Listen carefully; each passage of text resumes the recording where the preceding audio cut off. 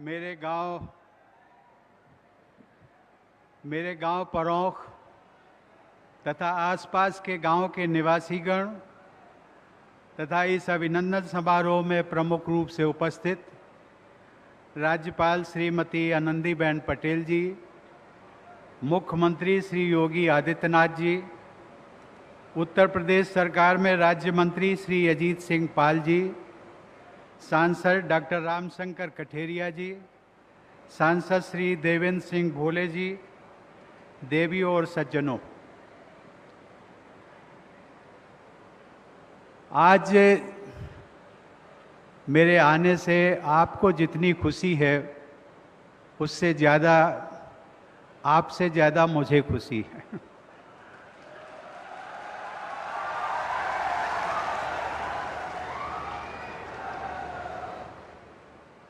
सही मायने में अपनी मातृभूमि, अपनी जन्मभूमि पर जाने की जो एक लालसा होती है, बरसों से जुड़ी हुई थी, प्रतीक्षा थी, आप सबकी भी प्रतीक्षा थी। और इसीलिए आज मैं जब हेलीकॉप्टर से नीचे उतरा तो सबसे पहले मैंने इस मातृभूमि को वंदना करते हुए उनका चरण स्पर्श किया और ये प्रार्थना की कि ये जितने विलंब से मुझे इस बार आना हुआ, आगे इतना विलंब ना हो, जल्दी से जल्दी आने का मौका मिले।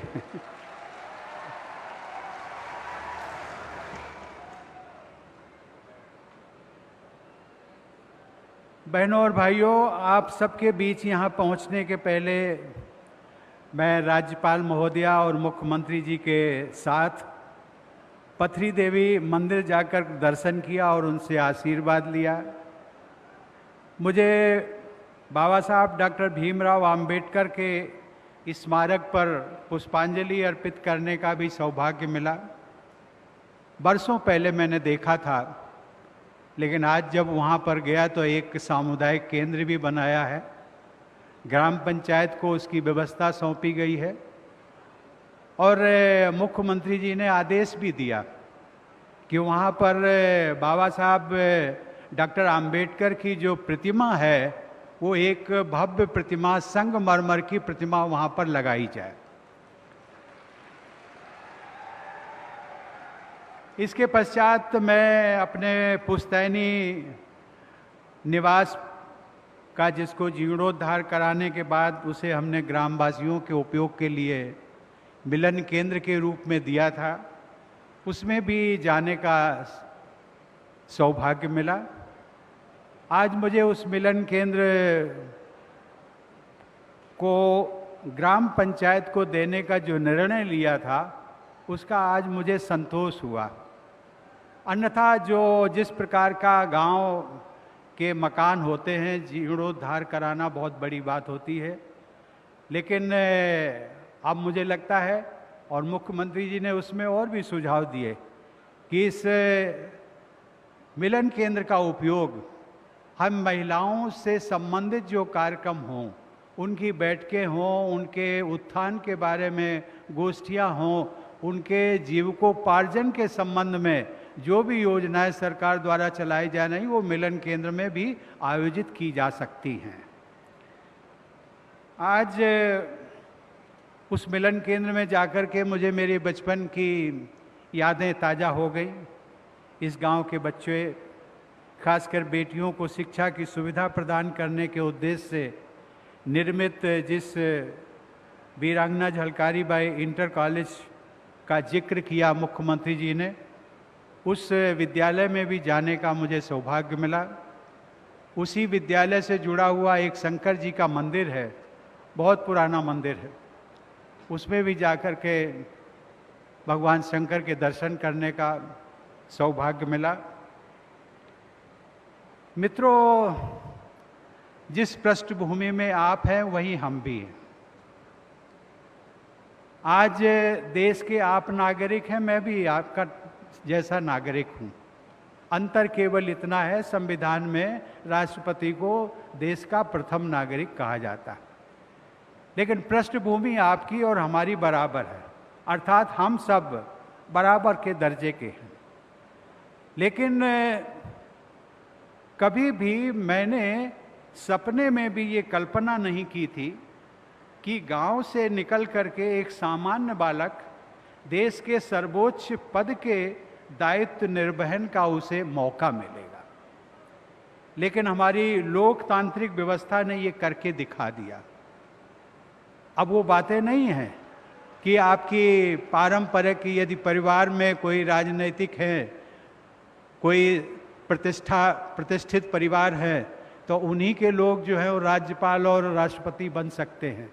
तो कल मैं एक दिन पहले मैं प्रेसिडेंशियल जो स्पेशल ट्रेन है उससे मैंने आने का जो एक निर्णय लिया, और वो रेलवे ने अनुरोध किया था कि मैं चाहता हूं कि रेलवे ने जो विकास कार्य किए हैं उसको आप देखें। और सबसे बड़ी अच्छी बात जो मुझे नज़र आई, रास्ते भर मैं देखता था कि जो फ्रेट कॉरिडोर बना है 2 लाइनों का, 2 ट्रैक का, वो जो व्यापार से संबंधित है, भारत की जो अर्थनीति है, जो इकॉनमी है, उसको बढ़ाने में ये हमारा जो फ्रेट कॉरिडोर बना है रेलवे द्वारा, वो बहुत महत्वपूर्ण है, बहुत महत्वपूर्ण है। उसके परिणाम अभी हमें कुछ ही वर्षों में दिखाई पड़ने लगेंगे। लेकिन मैंने वहाँ पर कहा था, मैंने शायद रूरा में कहा था, मैंने कहा था कि अभी मुख्यमंत्री जी ने भी कहा कि ये हम सबका, उत्तर प्रदेश वालों का सौभाग्य है कि उत्तर प्रदेश से प्रथम राष्ट्रपति के रूप में रामनाथ कोविंद वहाँ पहुँचे। लेकिन मैं उससे आगे की बात करता हूँ। मैं ये कहता हूँ कि उत्तर प्रदेश ने देश के प्रधानमंत्री के रूप में तो लगभग 9 प्रधानमंत्री दिए, राष्ट्रपति के रूप में केवल अभी एक ही राष्ट्रपति हुआ है। आप सबके लिए, उत्तर प्रदेश वाले लोगों के लिए भी रास्ता खुल गया है। आगे आपका कृतित्व, उत्तर प्रदेश के लोगों का कृतित्व और आचरण, ये आपको उस संवैधानिक पद का जो सर्वोच्च आसन होता है वहां तक पहुंचाने में आपको मदद कर सकता है। आज इस अवसर पर मैं देश के स्वतंत्रता सेनानियों व संविधान निर्माताओं के अमूल्य बलिदान व योगदान के लिए मैं उन्हें नमन करता हूं। सचमुच मैं आज जहां तक पहुंचा हूं उसका श्रेय इस गांव की मिट्टी और इस क्षेत्र तथा आप सब लोगों के स्नेह व आशीर्वाद को जाता है। भारतीय संस्कृति में मातृदेवो भव, पितृदेवो भव, आचार्य देवो भव की शिक्षा दी जाती है। हमारे घर में भी यही सीख दी जाती थी। माता पिता और गुरु तथा बड़ों का सम्मान करना हमारी ग्रामीण संस्कृति में अधिक स्पष्ट रूप से दिखाई देता है। गांव में सबसे, आज आप सब लोग जानते हैं कि मेरे माता और पिता जीवित नहीं हैं, स्वर्गवासी हो चुके हैं, लेकिन परिवार के लोग उस परंपरा को निभा रहे हैं। आज गांव के जो सबसे बुजुर्ग पुरुष थे उनको पिता का दर्जा दिया गया, सबसे जो वृद्ध महिला थी उसको माता का दर्जा दिया गया। और ये जो दर्जे दिए जाते हैं वो किसी जाति, वर्ग या संप्रदाय, उससे कुछ लेना देना नहीं है। आज मुझे ये देखकर खुशी हुई कि बड़ों का सम्मान करने की हमारे परिवार की ये परंपरा अब भी जारी है। मेरी ये यात्रा पहले होने वाली थी, मुख्यमंत्री जी ने थोड़ा संकेत दिया, लेकिन मैं उसका और विस्तार से थोड़ा बताना चाहूँगा कि राष्ट्रपति का कार्यभार संभालने के तुरंत बाद अन्य संवैधानिक क्रियाकलापों को संपन्न करने के साथ साथ सभी राज्यों और केंद्र शासित प्रदेशों में जाकर वहाँ के लोगों और सरकारों से मिलने और उनके मुद्दों को समझने का दायित्व निभाने में समय लगा। सन 2019 में यहाँ आने का कार्यक्रम तय हो चुका था, लेकिन लोकसभा चुनाव और उसके बाद मंत्रिमंडल के गठन से जुड़ी संवैधानिक जिम्मेदारियों के कारण व्यस्तता बढ़ी और दिल्ली में बने रहना अनिवार्य हो गया। सन 2020 के दौरान कोरोना की महामारी के कारण यहाँ आना संभव नहीं हुआ। अंततः आज इस महामारी की चुनौतियों पर कुछ अंकुश लगने की स्थिति में आप सबके बीच आना संभव हो पाया है। लेकिन कभी कभी लोग कहते हैं कि आप 3 और 4 साल तक अपने गांव नहीं आएंगे, ये कैसे? लेकिन इसके लिए मैं एक ही बात कहता हूं कि इस बीच में मोबाइल, वीडियो जैसे जो संचार माध्यम, जो नई तकनीक हमें मिली है, उन सुविधाओं की सहायता से गांव के लोगों से निरंतर मेरा संपर्क बना रहा और जिसका मुझे आज संतोष है। मैं मित्रों ये भी कहना चाहूँगा कि मैं कहीं भी रहूं, मेरे गांव की मिट्टी की खुशबू और मेरे गांव के निवासियों की यादें सदैव मेरे हृदय में विद्यमान रहती हैं। मेरे लिए परौंख केवल एक गांव नहीं है, ये मेरी मातृभूमि है, जहाँ से मुझे आगे बढ़कर देश सेवा की सदैव प्रेरणा मिलती रही। मातृभूमि की इसी प्रेरणा ने मुझे हाई कोर्ट से सुप्रीम कोर्ट, सुप्रीम कोर्ट से राज्यसभा, राज्यसभा से राजभवन व राजभवन से राष्ट्रपति भवन तक पहुंचा दिया। मैं जब देश में होता हूं तो मेरी जन्मभूमि यानी मेरा गांव मेरे हृदय में होता है, और जब मैं सरकारी दौरे पर विदेश में जाता हूं तो मेरा देश भारत मेरी मातृभूमि के रूप में मेरे मन में सदैव बना रहता है।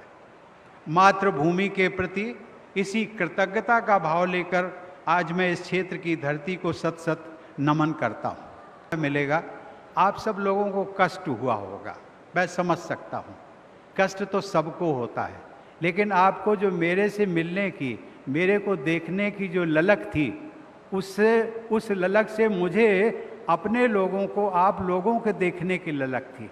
आज जब मैं गांव में घूम रहा था तो मेरी माताएं, बहनें, बच्चियों, उनके चेहरे पर मैंने जो खुशी देखी तो मुझे लगा कि शायद आज मेरा यहाँ आना सार्थक हो गया है।